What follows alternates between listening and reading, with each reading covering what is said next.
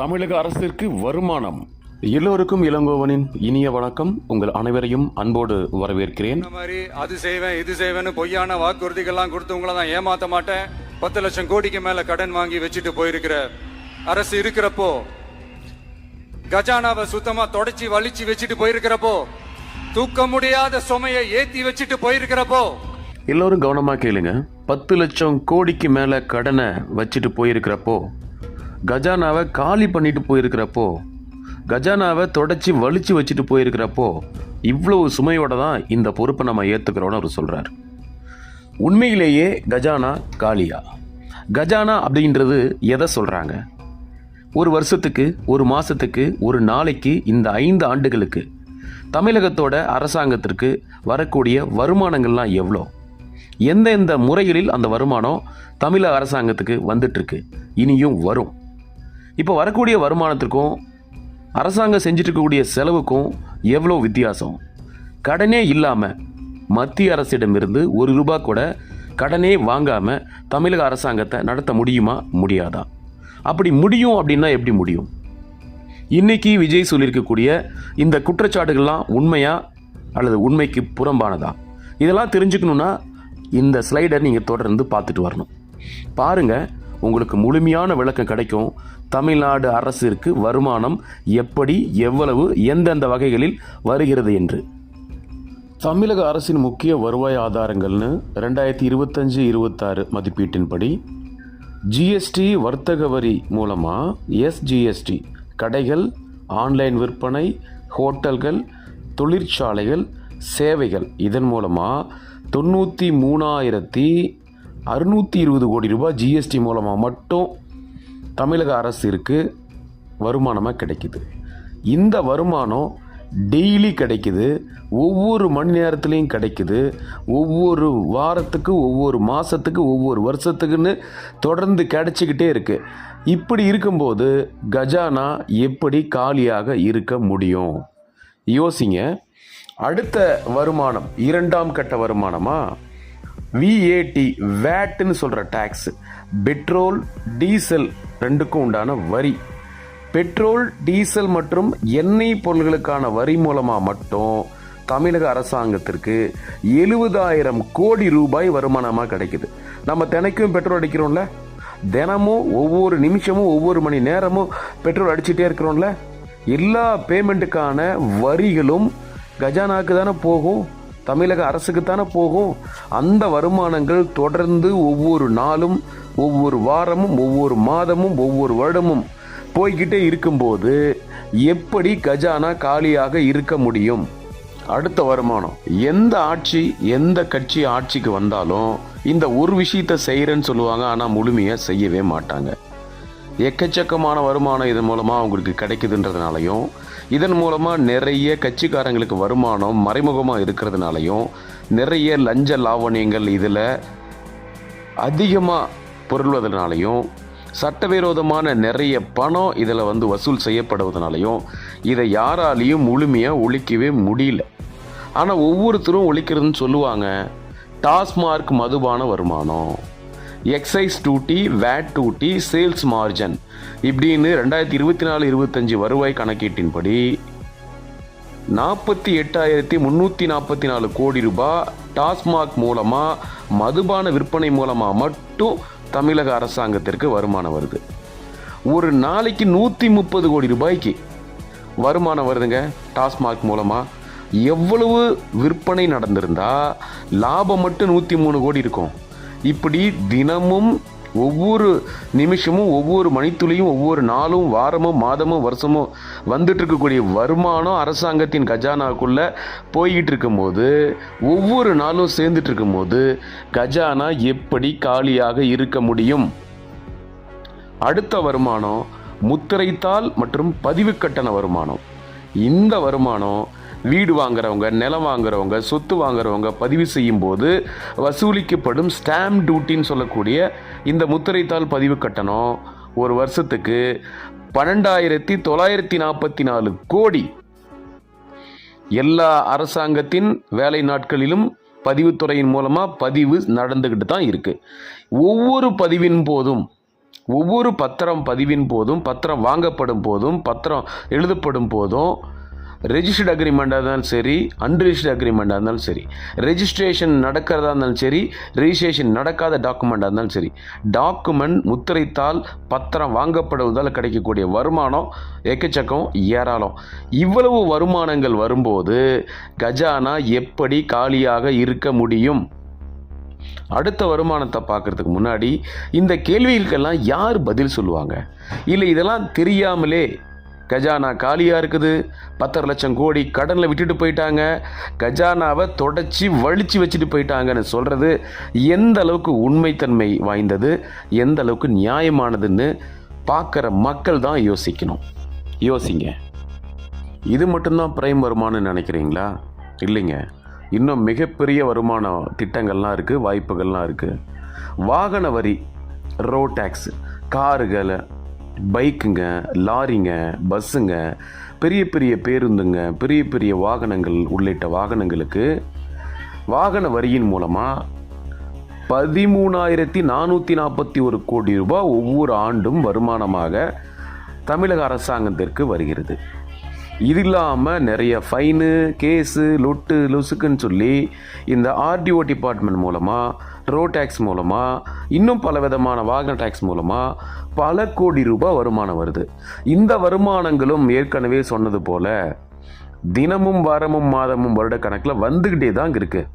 இந்த வருமானங்கள் ஏதும் நிற்காதபடி தான் அரசு இயந்திரம் இயங்கிக்கிட்டு இருக்குன்ற உண்மை இங்கே எல்லாருக்குமே தெரியும். இவ்வளோ விஷயங்கள், இவ்வளவோ வருமான வாய்ப்புகள் தினம் தினம் இருக்கும்போது கஜானா காலின்றதை எப்படிங்க நம்புறது? இதுக்கு முன்னாடி உள்ளவங்க சொல்லும்போது இந்த கேள்வி நம்ம கேட்காம விட்டுருக்கலாம். ஆனால் இவர் தெளிவாக மக்களுக்காக மட்டும்தான் நான் ஆட்சிக்கு வந்திருக்கிறேன், எனக்கு பணம் சம்பாதிக்கணுன்ற தேவையே இல்லை, நான் மட்டும் இல்லை, என் கட்சியை சார்ந்த யாருமே பணம், லஞ்சம், அவதூறு, ஊழல் எதுவுமே நாங்கள் செய்ய மாட்டோம் அப்படின்னு ப்ராமிஸ் பண்ணிட்டு வந்த இவங்க சொல்லக்கூடிய முதல் வார்த்தையே கஜானா காலின்னு ஒரு மிகப்பெரிய பொய்யை சொல்லியிருக்காங்க. கடனை ஒப்பிடும்போது வேற ஒரு விஷயம் நமக்கு உண்மையாக புலப்படும். ஆனால் தினம் தினம் இப்படி ஒரு வருமான வாய்ப்பு இருக்கும்போது கஜானா காலி, தொடச்சி வலிச்சு வச்சுட்டு போயிட்டாங்கன்னு சொல்கிற வார்த்தை அபத்தமானது அப்படின்னு உங்களுக்கு புரிஞ்சிருக்கும்னு நான் நினைக்கிறேன். அடுத்த வருமானத்தையும் பார்க்கலாம். அடுத்த வருமானம் ரொம்ப எளிமையானது, எல்லாருக்கும் புரியும், இது நடக்குதுன்னு எல்லாருக்கும் தெரியும். மத்திய அரசாங்கத்திடமிருந்து வரக்கூடிய பங்கு, மத்திய வரி பங்கு பிளஸ் மத்திய நிதி உதவி மூலமாக நம்ம கொடுக்குற ஜிஎஸ்டி இருக்கு இல்லைங்களா, அதிலிருந்து நமக்கு திரும்ப வருடம் கிடைக்கக்கூடிய தொகை 58,022 கோடி ரூபாய் மத்திய அரசாங்கம் வரியோட பங்காக நமக்கு கொடுக்குறாங்க. அது மட்டும் இல்லாமல் ஒவ்வொரு பட்ஜெட்லேயும் மத்திய அரசாங்கம் மாநில அரசாங்கத்துக்கான நிதி உதவியாக தமிழக மாநில அரசாங்கத்திற்கு 23,834 கோடி ரூபாய் நிதியாக கொடுக்குறாங்க. இது ஒரு மிகப்பெரிய வருமானம். நம்ம கிட்ட இருக்கக்கூடிய தற்சார்பு பொருளாதார கொள்கையின் மூலமாக கிடைக்கக்கூடிய வருமானத்தை தாண்டி இப்படி ஒரு வருமானம் கிடைக்குது. இது மட்டும் இல்லைங்க, தமிழக அரசு நிறுவனங்கள் மற்றும் மற்ற வருவாயெல்லாம் கணக்கு போட்டோம்னா டிஎன்இபி எலக்ட்ரிசிட்டி போர்டு மூலமாக கிடைக்கக்கூடிய வருமானம், அரசு பேருந்துகள் இயக்கிறதுனால கிடைக்கக்கூடிய வருமானம், துறைமுகங்கள், சுரங்கங்கள், அரசு கட்டண சேவைகள் மூலமாக கிடைக்கக்கூடிய வருமானம் ஒரு வருஷத்துக்கு 7,000 கோடி ரூபாய் கிடைக்குதுங்க. இவ்வளவு பெரிய பெரிய வருமான வாய்ப்புகள் பல லட்சம் கோடிகளுக்கு கிடைக்கும் போது கஜானா காலின்னு சொன்னது நம்புற மாதிரியா இருக்கு?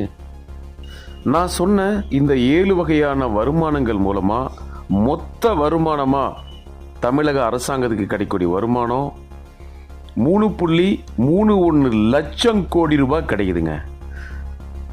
3.5 லட்சம் கோடி ரூபாய்க்கு பக்கமாக கிடைக்கக்கூடிய இந்த வருமானத்தை நம்ம அரசாங்கத்தின் கஜானாவில் பாதுகாத்து இதர சேவைகளுக்கு செலவு செஞ்சது போக மீதி உள்ளதை மிச்சம் பண்ண முடியலனாலோ அல்லது பற்றாக்குறை ஏற்பட்டாலோ மட்டும்தான் மத்திய அரசுக்கிட்ட நம்ம கடன் வாங்குவோம்.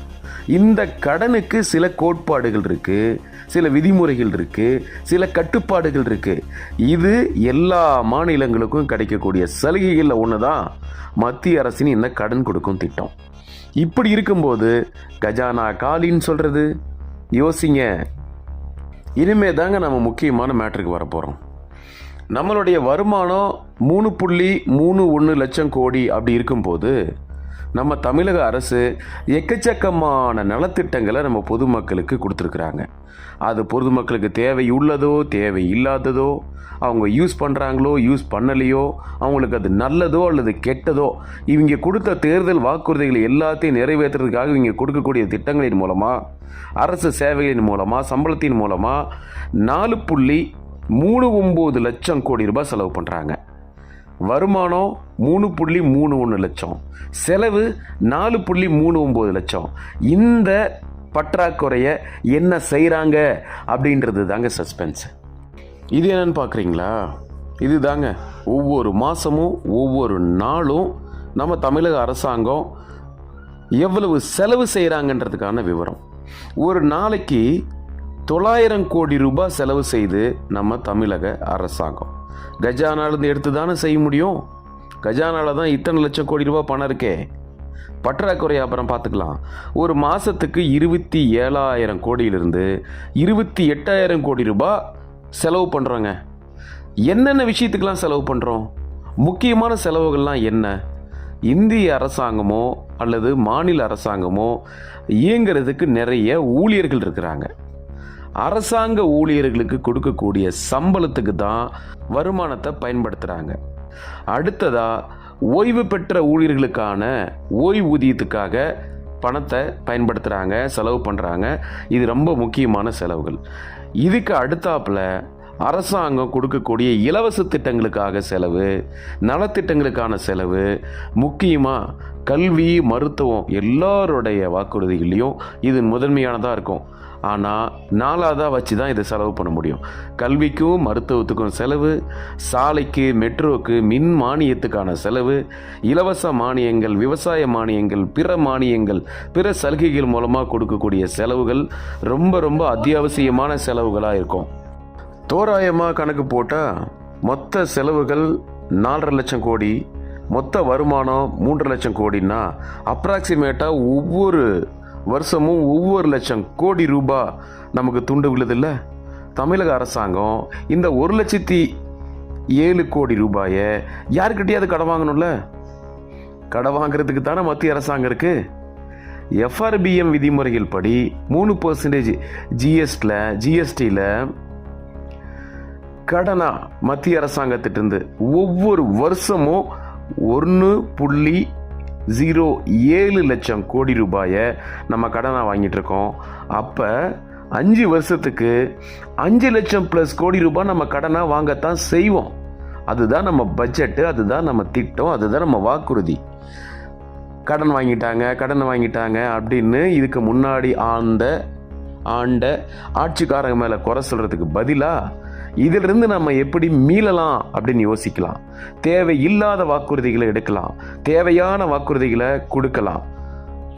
ஒவ்வொரு மாநிலத்திலையும் மாநிலத்தில் இருக்கக்கூடிய அந்த பிரஜைகளை, அந்த குடிமக்களை சம்பாதிக்க தகுதி உள்ளவர்களாக வேலை வாய்ப்பை ஏற்படுத்தி கொடுத்து அவங்க தன்னுடைய வாழ்க்கை தரத்தை உயர்த்திக்கிறதுக்கான ஒரு முக்கியமான இன்ஃப்ராஸ்ட்ரக்சர் உருவாக்கினாலே பல இலவசங்களிலிருந்து நம்ம தமிழகத்தை மீட்டெடுக்க முடியும்.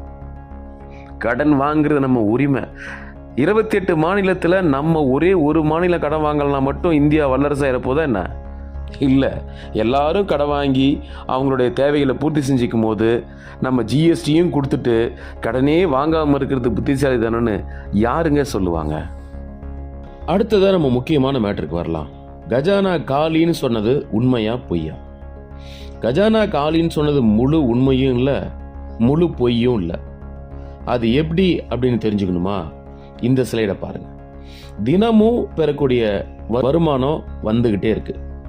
தமிழகத்திற்கு இந்தியாவில் மிகப்பெரிய மாநில வருவாய்களில் ஒன்று.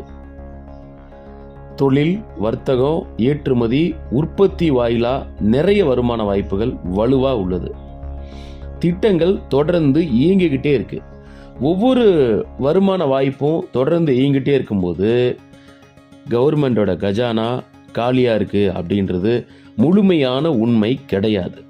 பற்றாக்குறை ஏற்படுவது இயல்பு. பற்றாக்குறை கஜானா காலி என்று அர்த்தமாகிவிட முடியாது. இந்த சூழ்நிலையில முழுக்க பொய் என்றும் சொல்ல முடியாது. ஏன் அப்படின்னா கடன் வருஷம் நாளுக்கு நாள் அதிகமாயிட்டே இருக்குது அப்படின்றது பெருமை கிடையாது.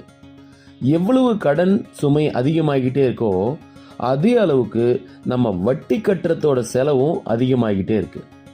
சில ஆண்டுகளில் வருமான வாய்ப்போ வருவாயும் குறையிறதுக்கான வாய்ப்பு இருக்கு.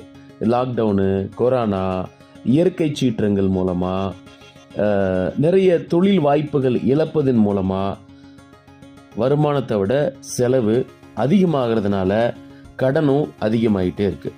ஸோ கஜானா காலி அப்படின்றது இல்லைனாலும் கஜானாவை காலி பண்ணுறோம் அப்படின்றது உண்மை.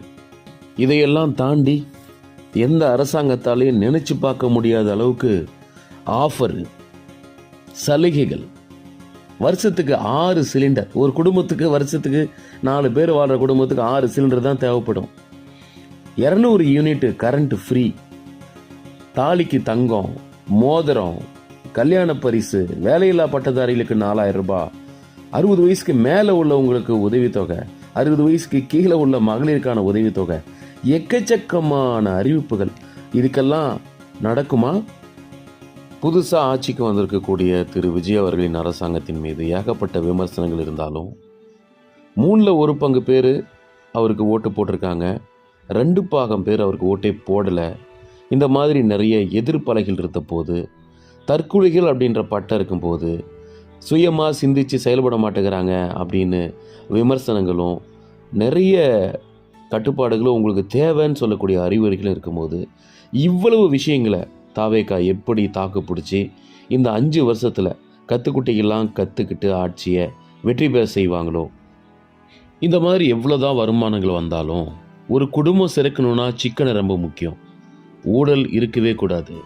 ஆனால் இங்கே லஞ்சம், லாவண்யம், ஊழல், ஏமாற்று, போட்டி, பொறாமை, ஒருத்தனை மிதித்து இன்னொருத்தனை மேலே வரலற அந்த மனப்பான்மை, ஒரு அரசியல்வாதி இன்னொரு அரசியல்வாதியை போட்டு கொடுக்கறது, ஒரு அரசியல்வாதி இன்னொரு அரசியல்வாதியை அழிக்க நினைக்கிறது, மறைக்க நினைக்கிறது, ஒருத்தனை காட்டி கொடுக்காம காப்பாற்றுறது, இந்த மாதிரி பல அரசியல்கள் நடக்கக்கூடிய இந்த சதுரங்கத்தில் மக்களுக்கு நஷ்டம் வராத, வாழ்க்கை தரம் உயர்ந்து போகிறதுக்கான வாய்ப்புகளை ஏற்படுத்தி கொடுக்கக்கூடிய அரசே, பொதுமக்களை பாதுகாக்கக்கூடிய அரசே, பெண்களுக்கு அதீத பாதுகாப்பு கொடுக்கக்கூடிய அரசே நல்ல அரசா மக்களால் போற்றவும் மதிக்கவும் படும்.